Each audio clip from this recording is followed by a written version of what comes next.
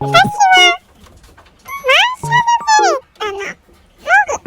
今2歳です。ぬいぐるみと遊ぶのが好き。物をかじるのも好き。私のおもちゃを別荘に運ぶの。生まれた時は体の色が黒だったけど、いつの間にか白になった。ムカついたら噛むし。木がブサイやつにも噛み